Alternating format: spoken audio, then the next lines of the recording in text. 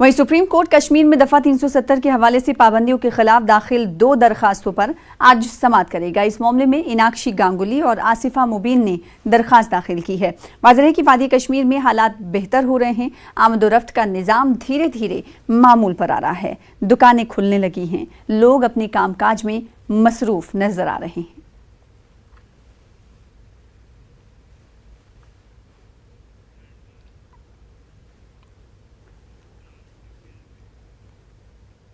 आगे बढ़ेंगे। तेलंगाना एनकाउंटर में हलाक मुलजमीन की लाशों को वरिसा के हवाले करने के सिलसिले में आज तेलंगाना हाईकोर्ट में सुनवाई होगी। हाईकोर्ट ने फैसले को 13 दिसंबर तक के लिए मुलतवी कर दिया था। अदालत के हुक्म पर लाशों को मुर्दा खाने में महफूज किया गया है। सुप्रीम कोर्ट ने के एनकाउंटर की तहकीकात के लिए कमीशन तश्कील दे दी है।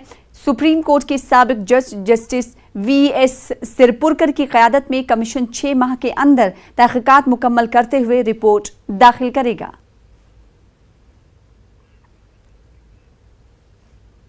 हैदराबाद के राजीव गांधी इंटरनेशनल एयरपोर्ट पर डायरेक्टरेट ऑफ रेवेन्यू इंटेलिजेंस के अहदेदारों ने 14 किलो सोना जब्त किया है, जिसकी मार्केट कीमत 5 करोड़ रुपए बताई जा रही है। पुलिस ने दुबई से हैदराबाद सोना स्मगलिंग करने के इल्जाम में जनूबी कोरिया और चीन के शहरी को हिरासत में लिया है। ये दोनों गैर मुल्की शहरी एयर इंडिया की फ्लाइट के जरिए सोना स्मगल कर रहे थे।